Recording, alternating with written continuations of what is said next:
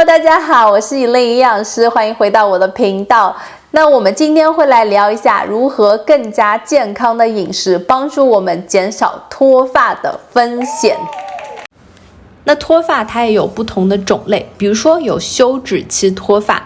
休止期脱发它主要的症状是慢性的脱发和头发稀薄。那比如说药物、压力、内分泌失调、营养素不均衡、蛋白质摄入太低、铁摄入过低、贫血等等都有可能会引起休止期脱发。那第二个比较常见的呢，就是雄激素性脱发。那它也是在临床里面比较常见的脱发类型，它主要表现的现象是前额上部或者是头发顶部头发比较稀疏或者是减少。那它可能有遗传的因素、压力过大、抑郁、焦虑、不良的生活习惯等等都会加速这个脱发的进程。第三个呢，就是鬼剃头，在医学里面被称为斑秃。那头皮上呢会出现脱发的区块，每一个区块可能是硬币一样的大小。那斑秃被认为它是一种自身的免疫性疾病。那第四个呢，就比如说还有牵引性脱发。牵引性脱发，比如说是在女生里面扎马尾辫，或者是经常把头发扎得非常紧，也可能会引起出现脱发的现象。那不同的脱发可能是有不同的原因产生，所以说针对自己的症状找到病因才是最重要的。那我们在上一期视频里面有聊到各种不同的营养素，过多或者是过少都有可能会引起我们脱发的风险。那根据上一期视频的分享，我给大家总结了4个食物，可以更好的帮助我们达到身体里面所需要的营养素。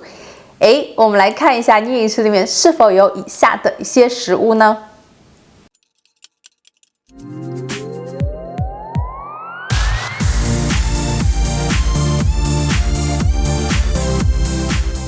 那我今天要聊到的第一个食物呢，就是鸡蛋。那我在之前的视频里面有特别聊到过鸡蛋，我们有聊到说什么是有机鸡蛋，什么是散养的鸡蛋，什么是欧米伽3的鸡蛋等等。那是否可以使用蛋白完全代替整个鸡蛋呢？蛋黄它里面其实是一个非常好的一个 biotin 这个 B 维生素族的来源。比如说一个鸡蛋，它里面含有约10微克的 biotin 这个营养素。前面我们有聊到过 B 维生素族 biotin， 它对我们的一个头发的一个健康是起着重要的一个作用的。那一个鸡蛋就相当于我们每日所需的 biotin 将近1/3的一个来源，所以说它是属于一个非常好的一个食物。那选择鸡蛋的第二个原因，就是因为它也是一个很好的蛋白质食物的来源。蛋白质摄入过低，很有可能会引起掉发的一个状况。头发里有一个主要的结构蛋白，叫做角蛋白，氨基酸可以帮助这个蛋白的形成。一个鸡蛋它里面含有约6克左右的蛋白质。前面我们有聊到，如果蛋白质摄入不够的话，也会影响我们头发的一个增长，也会增加脱发的一个产生。那我选的第二款食物，今天我要聊到的呢，就是白豆 white beans。你饮食里面是否有白豆的一个摄入？你是否知道白豆它里面有非常好的一些营养价值呢？比如说一杯煮熟的白豆，它里面含有约17克的蛋白质。不仅如此，它里面含有非常多的微量营养素，就是对我们头发起了非常重要的一个作用的。比如说叶酸。一杯的白豆，它里面含有约我们每日所需的36%的叶酸。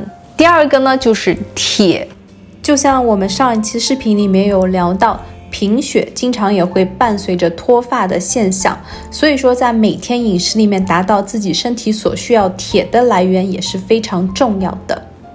那白豆它里面含有非常好的铁的来源，一杯煮熟的白豆它里面含有约5毫克的铁。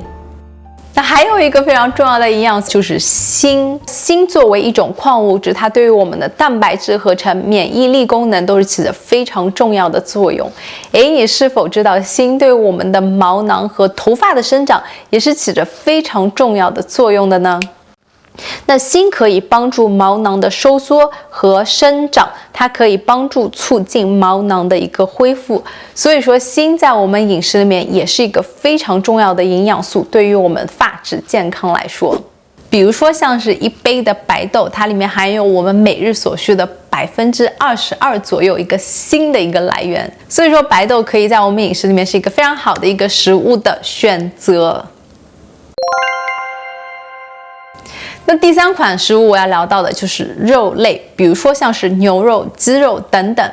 为什么呢？第一个原因是因为它是一个很好的一个蛋白质食物。我们前面有聊到说蛋白质摄入过低可能会引起脱发的一个状况。第二个原因呢，就是它里面含有非常好的铁的一个来源。前面我们有说到过白豆，白豆它里面含有的是非血红素铁。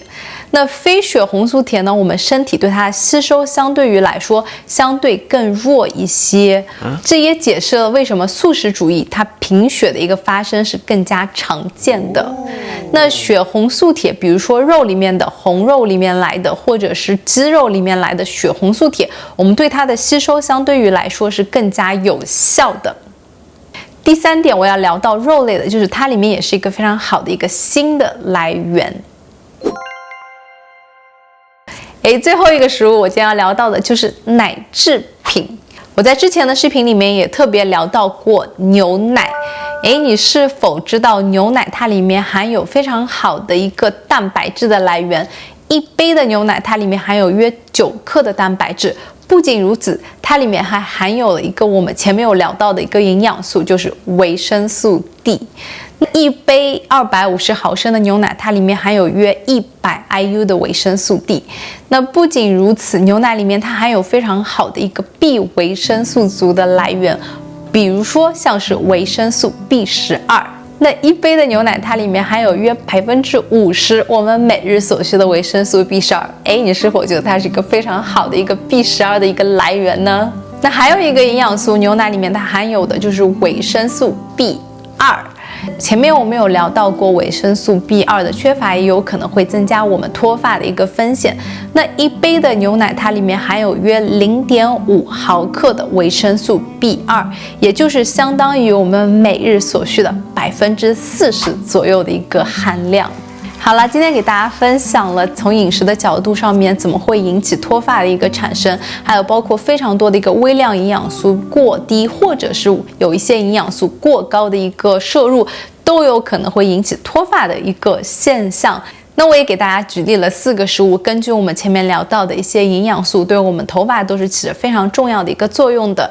那最后呢，我也想要说，在饮食里面均衡的一个饮食摄入，那不光是前面我聊到的这些蛋白质和这些食物，还有包括其他非常多的一个食物种类，包括蔬菜类啊等等，都对我们头发都是起着非常重要的一个作用的。所以说，均衡饮食才是王道。